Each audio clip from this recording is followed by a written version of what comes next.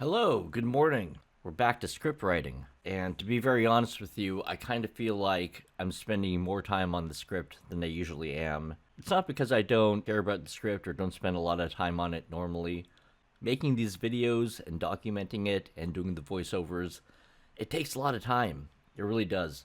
And even though I'm doing it in a pretty uninvasive way, it still adds a lot of time to the process. So, in an effort to make things even more natural and to give you even better insight into what I'm doing, this is the first video where I'm narrating it live. So instead of doing the voiceover after I make the video, I'm just speaking and narrating and recording my voice and recording myself while I'm doing the work. I'm still going to edit my voiceover and take out all the unnecessary ands, ums, likes, and all of that. But we are just going to jump into finishing up the script in real time. I've created this file in Sudowrite. So at this point right now, this is the original script that we wrote, all 10 pages of it.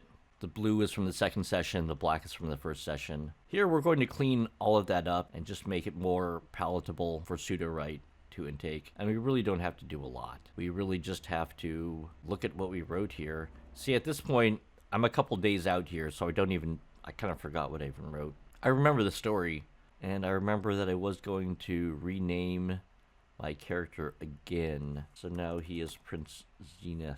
I know that sounds generic, but to be honest, I like plain. I like generic. It's kind of funny. You're going to see me type slow as hell here.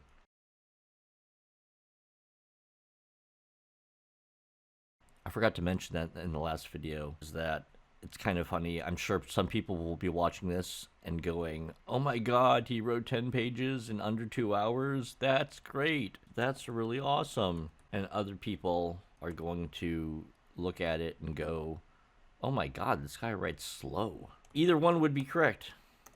To be honest, I think I write slow. I'm not like a champion in writing. I really am not.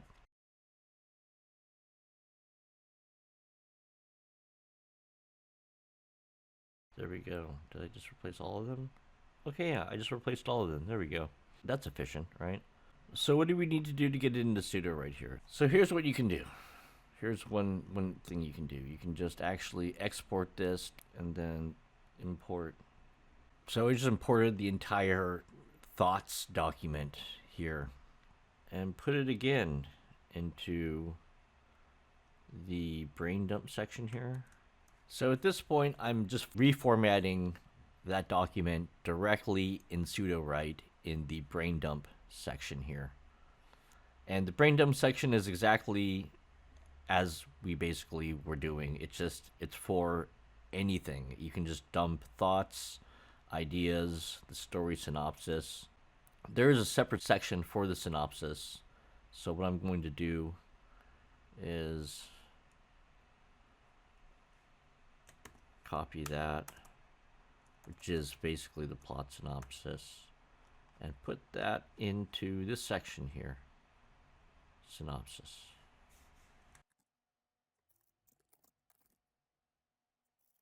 Gee whiz, as you've noticed, there isn't a whole lot of narration with this video, just because, as you can see, I'm doing it. And that's kind of what I suspected with the first two videos, is that narrating it while you're actually writing is a little bit insane, because you have to think about what you're writing, and you can't really think about what you're writing and talk about what you're writing at the same.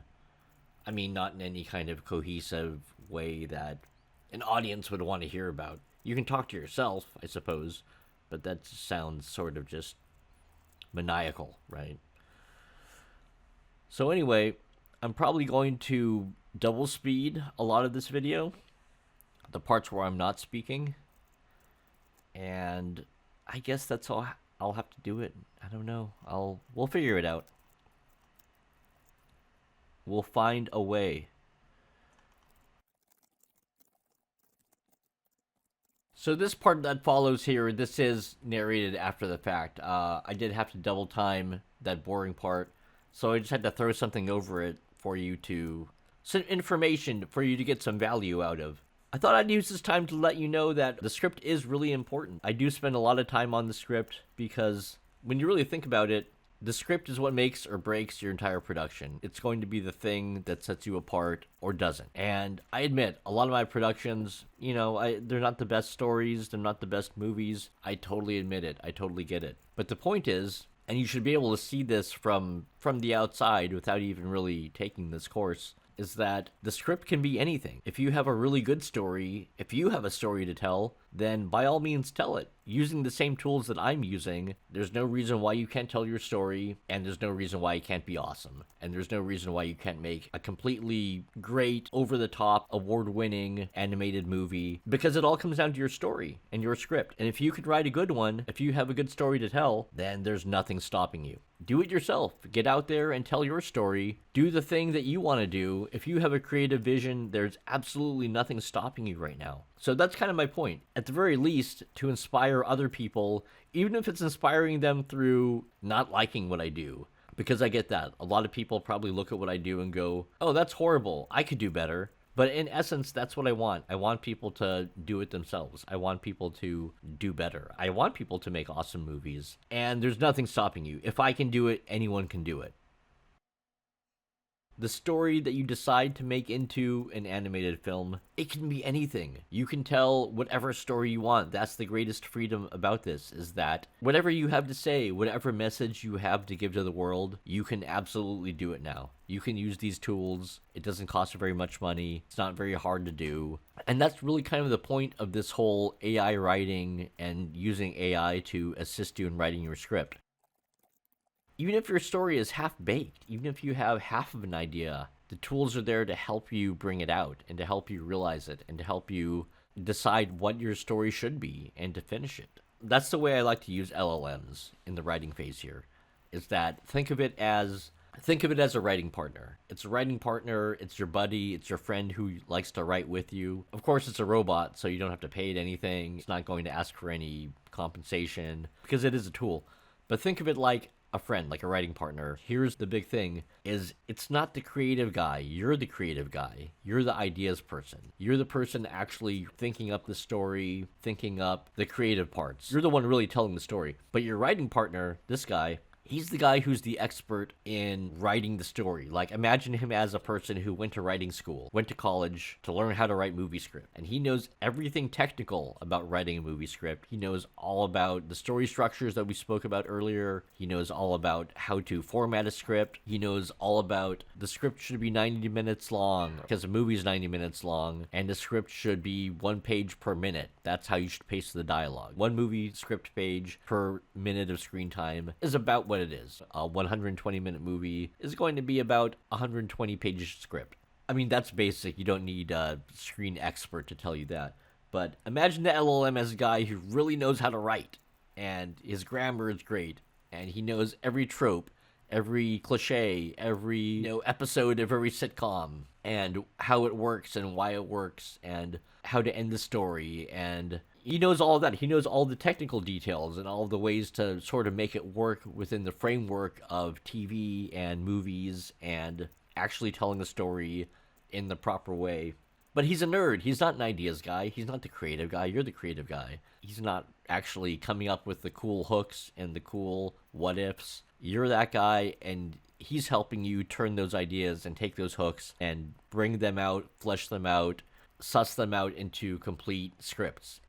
Take your characters, build on them, give them some backstory. Maybe your AI friend can help you with a couple of the really light creative things, like you're trying to build a backstory for someone. You basically know where they came from and what they did, but what's the name of the town? I don't know. Why do they hate their mom again? I just fill in some kind of abuse. The LLM can maybe help you with those kinds of very light creative things, but maybe not. Maybe you want to decide all of that too, which I totally understand. I totally get. And really, you should probably be able to do if it's a story that you feel strongly about and that you can personally immerse yourself in as the creator. Having all of that information doesn't mean that you have a story. It doesn't mean that you have it formatted and written in a way that's digestible and entertaining to a viewer or a reader. But that's exactly what an LLM can help you do.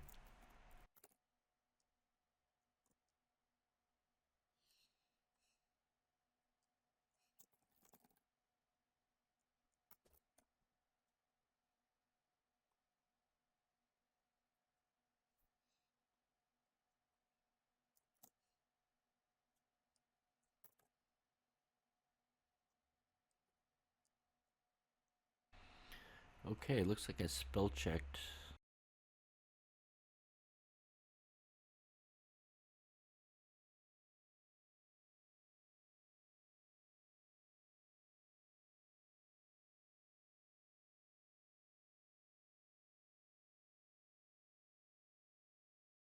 So I just checked over the settings to make sure they were okay, and I copy and pasted that first scene of dialogue that I had already written in the outline, in the 10 pages of the outline there. I'd written several scenes, right?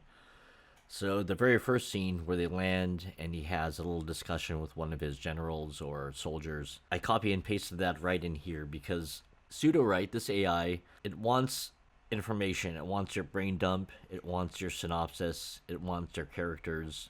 It also wants a little bit of writing to go on. You know, you can't just have nothing in here. I mean, you can, I guess, have nothing in here and just tell it to start writing. But it works a lot better if you have something in there for it to start from. You need to give it a little bit of a head start. What it does is it returns this card here, which is its continuation. And you can set it to return 1, 2, 3, 4, even 6 cards, which is like 6 different versions. Each one, of course, uses your credits. I just had 1,000,000 credits, and that one generation cost me 3,000 credits. So if I was to tell it to return 6 different possibilities, that's going to be like 18,000 credits. When you don't have to, you can choose it to just give you one thing. It is good to have it return more than one thing so you can see some options. Style. This is really important here. Style. So I'm actually going to go back. An earlier project. Okay, probably this one here. So here's what we're doing. We're getting the AI to give us this, to give us a movie script with its generated output. It's actually not hard. Nope. Custom.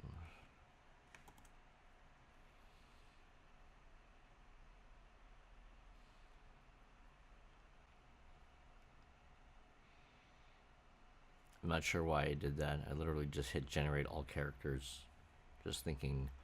I think in my head I thought I was going to pull them from this. And then right after I clicked on it, I realized, no, it's actually generating them. So we'll just see what it does. Probably garbage. Probably just wasted some credits, but whatever. Okay, it actually did pull characters from what I gave it. So, wow. Gee whiz, I guess that's exactly what I wanted it to do. Let's go up here. We'll have it give us 2 cards, but we'll go 500 words.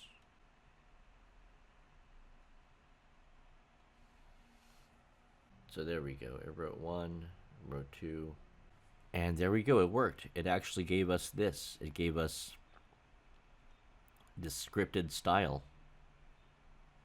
So now what you have to do is put your cursor there and hit insert, and it will just insert what it generated. So if we go back to history, it was giving us prose in the way that you would a novel.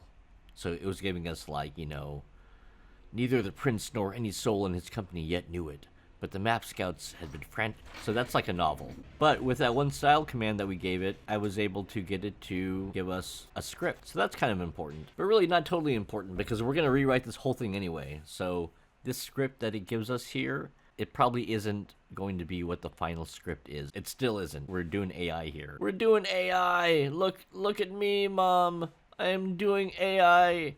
You'll see. So we haven't done a whole lot. We had, I don't know, like a page, not even a page that I wrote, and then it just returned us 500 more words, which I haven't even read those yet, so I don't even know if those are any good. But that's basically the process. We're going to rewrite probably a lot. We might even scrap all of this. So we're going to do a lot of this and then still cut it down. We're still in the bulking phase. We're still in the text bulking phase.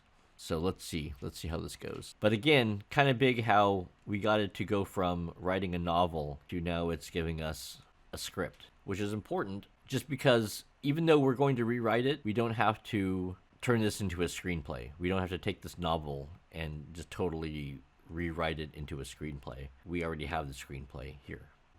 So even in this example here, we basically have our 10-page brain dump which is a million things. It's a couple scenes, it's some world building, it's a little bit of some characters, and we've thrown all that into Sudowrite, and literally without even knowing half of what it's going to do, it has apparently given us some characters. It fleshed out some of our characters, I think. I didn't even read that part. Scroll down here and see. So, yes, it literally gave us motivations.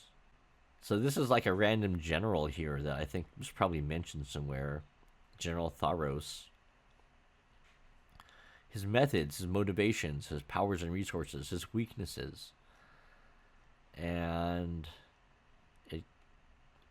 King Atlas. So we can collapse all of these.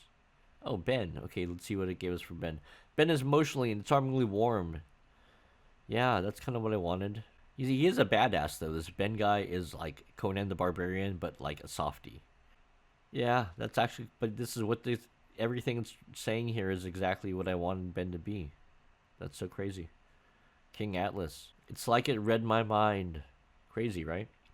Atlas projects an almost magnetic authority, filling every room with theatrical gravitas and the easy confidence of a man who has never been told no. I'm trying to be true to old school anime, which is pretty cliche to begin with. That's like what your nerd expert creative writing friend does, is you tell him the idea, and he goes, yeah, I got an idea. That sounds pretty much like everything that's ever been written before. And then he can just fill in the blanks with all of the cliche nonsense that is pretty much modern storytelling. But that's the thing. You can tell a cliche story and still have it be good. So the green is what Sudowrite entered in. Now this is actually very good because if we're going for a feature-length anime, even a 60-minute anime, which is probably what this is going to end up being, that's a lot of script. Like I said earlier, you have about 1 page of script per minute of screen time. 90 minutes, an hour and a half, you need a 90-page script. So we're looking at writing at least 60 pages here, and that's no short order. We're definitely going to use AI for that. We're not going to do it all here and now, but I am going to try to get this done ASAP. To be honest, I probably won't be able to film the entire script writing process, but this gives you an idea of what we're doing. And like I said, this is going to be edited manually by me after. So I'm going to do a lot of this. I'm going to do a lot of like writing about that much. Then it's going to give me about that much.